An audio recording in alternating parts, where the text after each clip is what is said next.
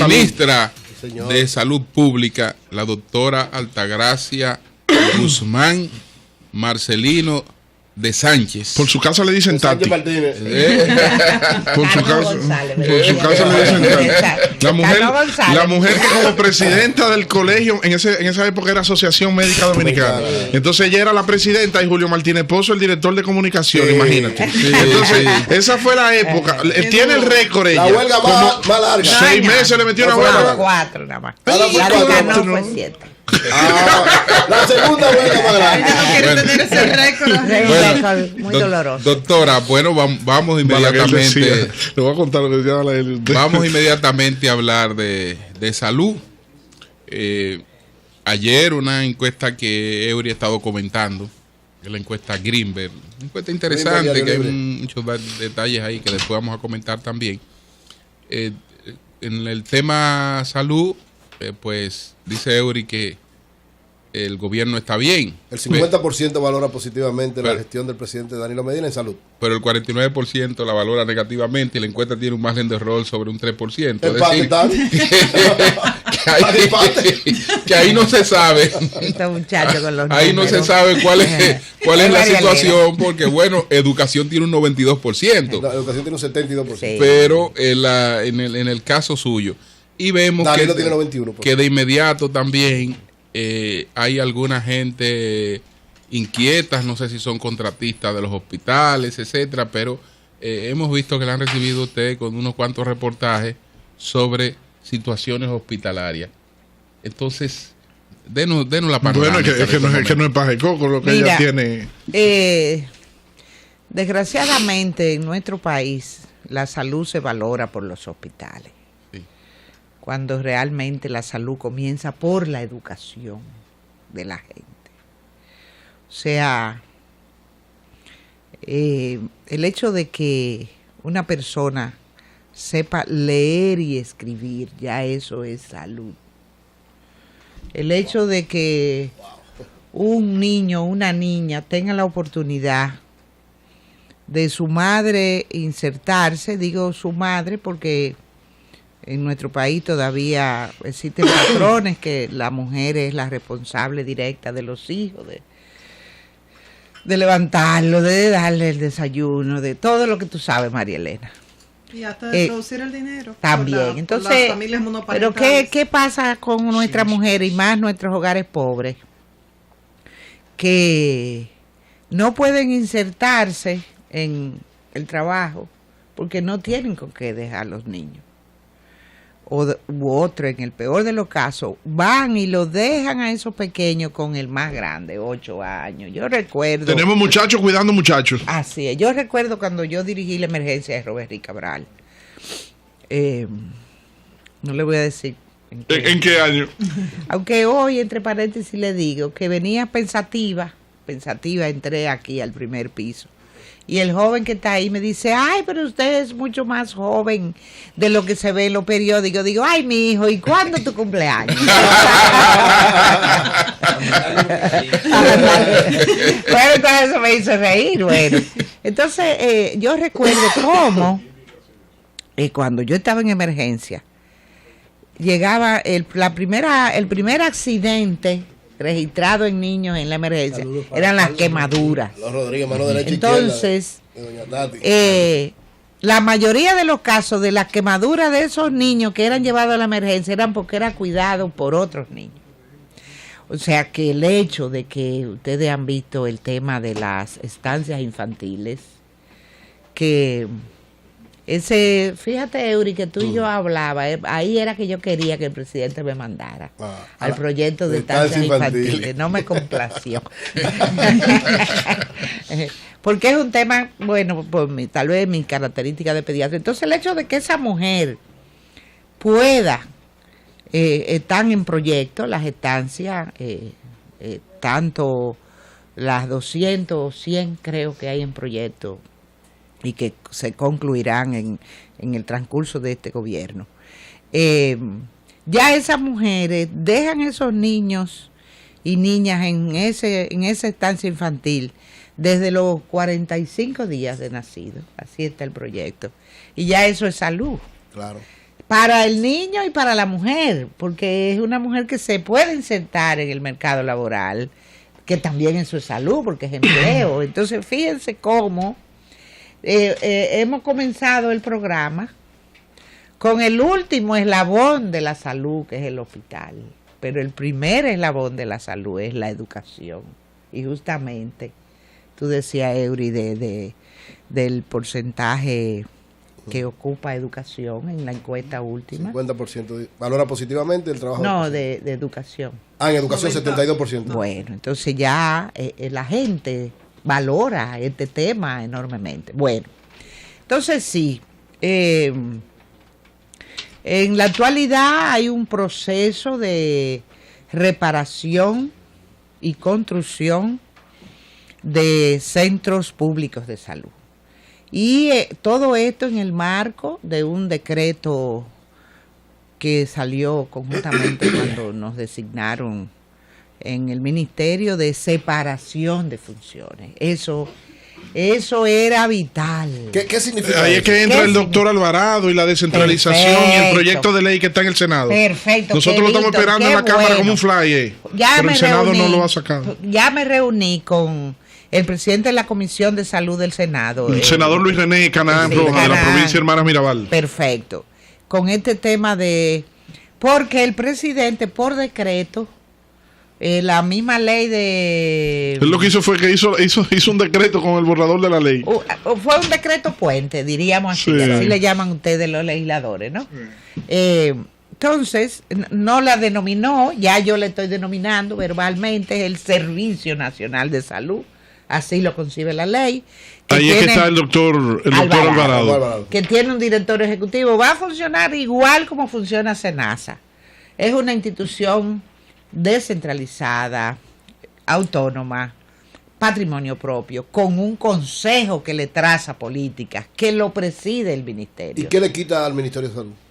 Todo lo que es servicios. Sí, o sea, ¿el responsable de los hospitales va a ser él? No, ya es él. Sí, ya es él. Ya es él. Sí, porque empieza un proceso de descentralización. Ya es él. El decreto lo mandó, es él. Yo vi unas declaraciones suyas que me gustaron mucho en ese sentido, diciendo que el Ministerio de Salud Pública lo que tiene que encargarse de regular el sistema de salud, no de estar comprando medicina y cosas. Eury, ya yo no le llamo salud pública, porque no es salud pública, es Ministerio de Salud.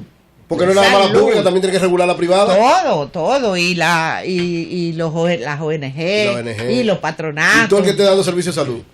O sea, es una regulación, una rectoría. Entonces, los servicios están en el Servicio Nacional de Salud, que preside el doctor Ramón Alvarado.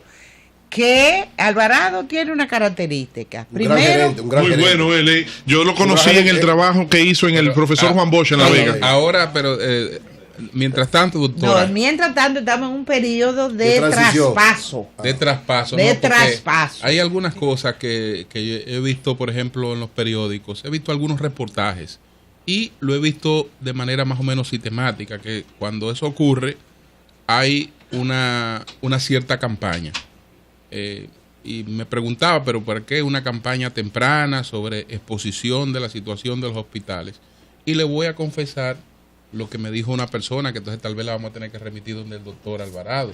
Sí. Él me dijo, yo le pregunté, es más, anoche lo vi ahí en Colate. Digo, ¿al doctor Alvarado? No, a una persona que tiene que ver con esto. Entonces me dijo, ve acá, ¿y de dónde vienen estas cuestiones que yo he estado viendo, estos reportajes sobre hospitales? Pues la doctora tiene unos días ahí. 11 días. Entonces me dijo él textualmente, es que la amiga suya no se ha reunido con nosotros. La amiga suya es usted, la amiga mía. Él me decía que la amiga no se ha reunido con nosotros. Ni se va a reunir. Y entonces estamos un poco inquietos nosotros. No, se va a reunir. Mira, el doctor Alvarado tiene una reunión, pero el doctor Alvarado maneja presupuesto, pues yo parece que es con usted que quieren hablar. No, el doctor Alvarado maneja presupuesto. Porque es todo hacia el doctor Alvarado. Pero esos reportajes no reflejan la realidad, o sea, porque Julio habla de campaña, pero no reflejan la realidad. Sí, lo que ocurre es, reflejan la realidad, pero cuando tú ves que por lo general a que nuevo funcionario, por lo general un medio puede tener hacer unos reportajes. Cuando tú ves que son varios medios coincidiendo a la vez, Entonces, hay algo de... Hay algo ahí. Hay algo de motorización. De campañita. Hay algo de campaña. Entonces, parece ser que hay inquietudes por algunas deudas, hay una serie de cosas. Y ellos... parece que además la cultura del caudillismo, perdóname, y del presidencialismo, de la jefatura, y como es un sistema nuevo que usted ha explicado de descentralización, todo el mundo quiere hablar con ellos para que resuelva. Pero fíjate, Julio, esto yo le decía, ayer fui a un programa y me decía transición, yo le decía transición, no, traspaso. Porque transición es como que no se está haciendo nada, ¿verdad? Y más ustedes que conocen lo que es transición aquí, yo le digo traspaso. Por supuesto que ya Alvarado y yo tenemos un diagnóstico. Le dije a Alvarado, prepara tu diagnóstico. Ya sabemos cuántos hospitales tiene el Ministerio de Salud. En este proceso de rehabilitación, los que tiene el Ministerio de Salud son más bien de rehabilitación. No hay construcciones nuevas. Ya sabemos cuánto tiene el diagnóstico, denos los números, denos algo. No, el diagnóstico, el número, cuáles son hospitales provinciales, hospitales nacionales. Por ejemplo, en Santiago está Cabral Ibáez, Arturo Grullón, en el este está el Ceibo, o sea que tenemos el diagnóstico en cada provincia, ¿qué hospital? En el Distrito Nacional, ¿cuál? Pero además tenemos, a propósito de la pregunta de Julio, ¿qué hospitales tiene la oficina supervisora? Por ejemplo, tiene el área del Hospital Aybar, la supervisora tiene el Cabral Ibáez. En fin, ya tenemos. Hay el proyecto del Gabinete Social, que es un presupuesto. La supervisora tiene también los centros de atención primaria. O sea, ya va a seguir. Ya nos sentamos y priorizamos. ¿Por qué? Porque 56 buen hospitales. Proyecto ese, el de centro de 56 hospitales, más de 30 centros de atención primaria, incluido, como le decía, el Cabral Ibáez. El hospital de Pedernales está en el proyecto del Gabinete Social, conjuntamente con Salud Pública. O sea que nosotros estamos hablando próximo a los 100 centros de salud. Ya nosotros tenemos el diagnóstico. ¿Dónde debe estar cada dinero? ¿En qué canasta está el dinero? Si vemos los hospitales como un paciente, ¿cuán grave está la situación? ¿Está de cuidados intensivos? ¿Está de internamiento en una habitación regular? ¿Está de tratamiento ambulatorio? Mira, María Elena, el hecho de que las personas, los ciudadanos, los usuarios acudan a los hospitales, eso quiere decir que los hospitales están dando servicio. Pero no hay otra opción, doctor. No, o sea, una persona enferma tiene que ir a un hospital. No, fíjate, cuando hay huelga médica no van. Los hospitales están vacíos cuando hay huelga médica. Se quedan en sus casas la gente.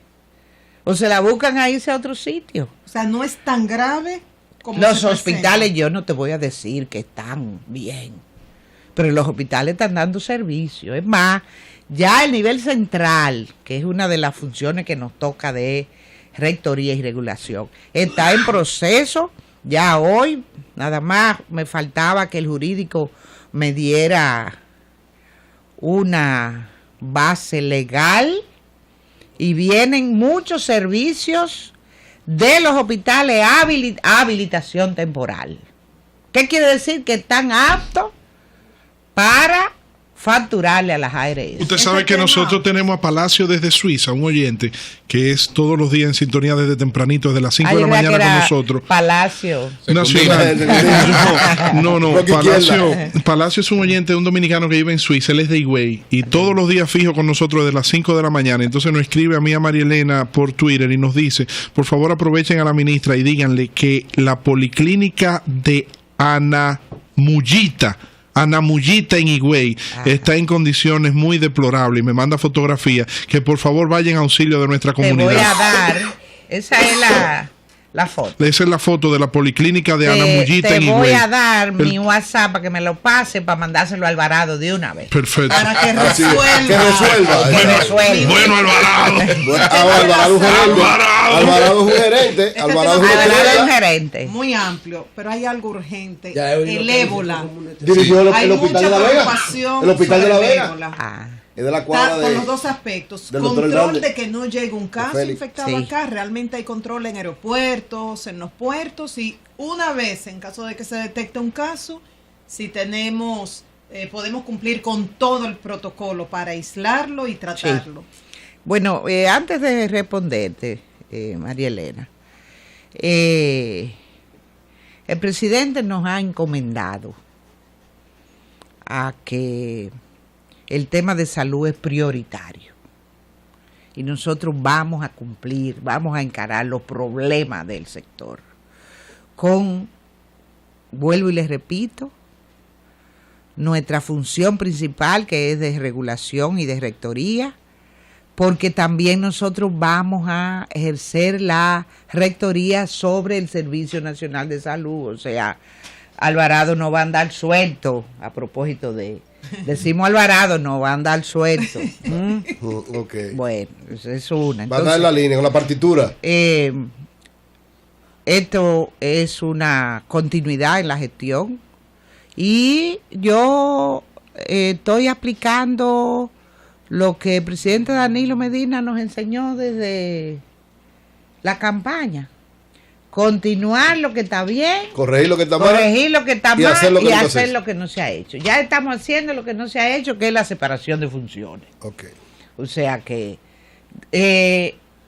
continuar lo que está bien. A propósito del ébola, nosotros recibimos toda una carpeta del doctor Freddy Hidalgo de todo de la parte del ébola, o sea que desde el punto de vista epidemiológico, en fin.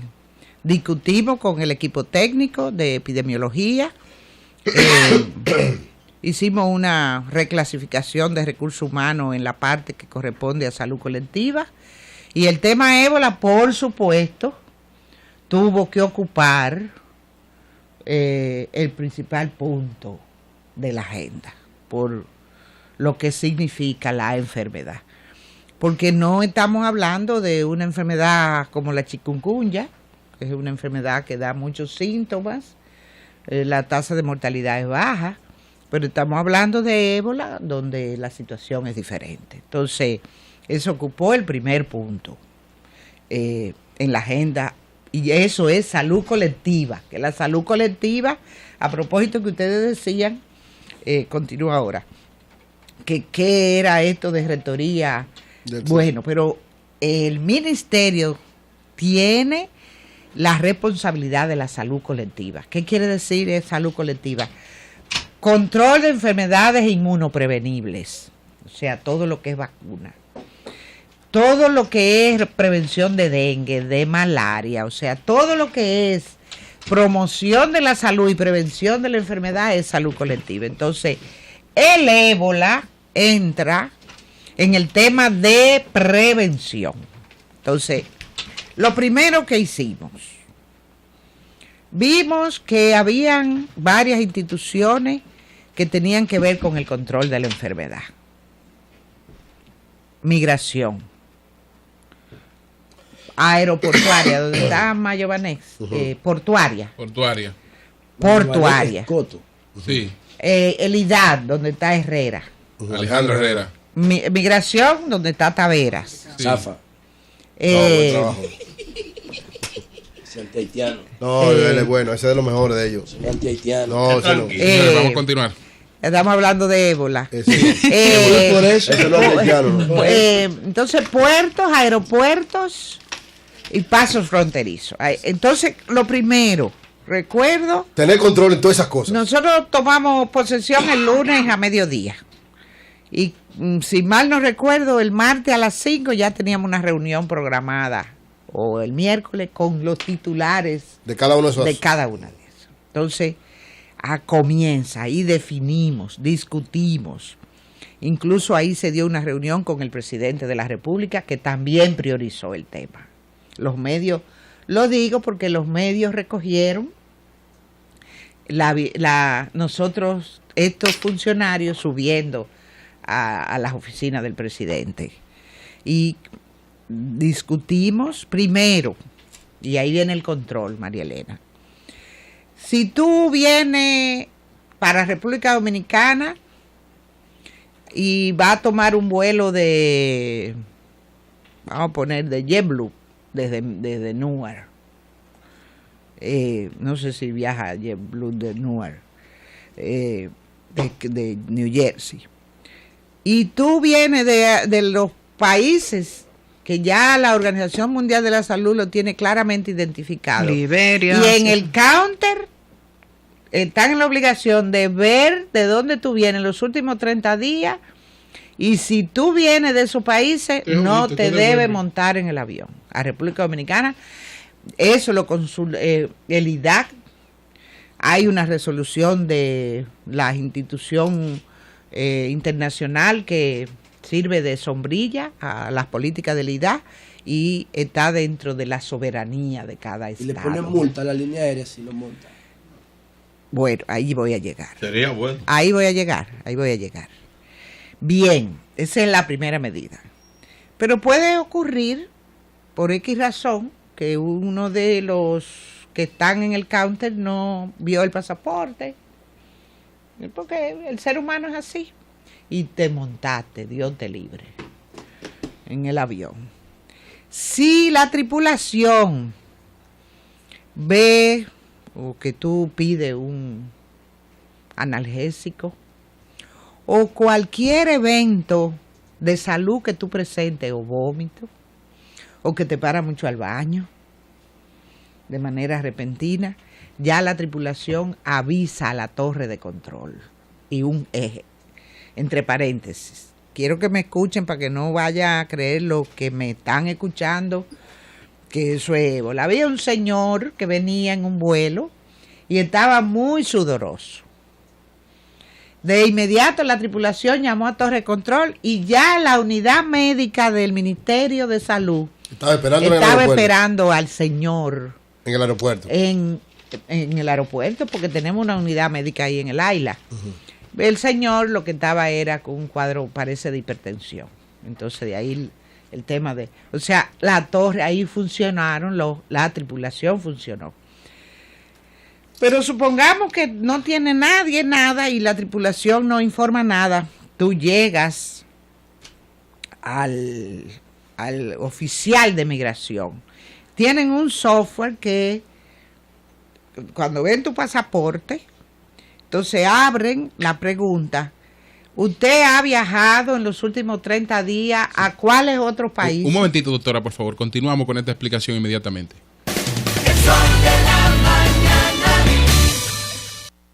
Tropigas te da la hora. 8:30 de la mañana. Tropigas, el gas de los dominicanos. Bien, entonces la doctora continúa con el protocolo del ébola. Bien, entonces, si tú dices sí, ahí mismo si tú dices que ha estado, ahí mismo se activa. Y de inmediato entra a la unidad médica. Tú eres llevada a la unidad médica, se te investiga, porque tú has dicho que sí. Si presenta algún síntoma, si ha estado en contacto. Y hay una medida que hay personas que no les gusta, pero la tomamos. Si tú veniste, te aislamos. ¿Tenga síntomas o no? Está en cuarentena. ¿Por qué? Tenga síntomas o no. Tenga síntomas o no. ¿Por qué? Porque nosotros no tenemos seguridad si después te vamos a encontrar, tú turista. Sabrá Dios dónde tú te metes. Sí. Digo, Julio, Eury, La Luz. Sí. ¿Ah? O sea, Estados Unidos se puede dar el lujo de no imponer la cuarentena, pero nosotros no. Ya hay 2 estados que en Estados Unidos la tienen, Nueva York y New Jersey. Lo tienen. Pero el presidente Obama habló en contra de eso. Pero no, es que hay una responsabilidad. Y tú te imaginas un ébola. Dice que el miedo no debe ser el móvil, dice él. No. Eso es seguridad ciudadana, porque tú es un paciente con un virus en la calle. Tú te imaginas aquí en Estados Unidos le siguieron el rastro al médico que vino se montó en el tren.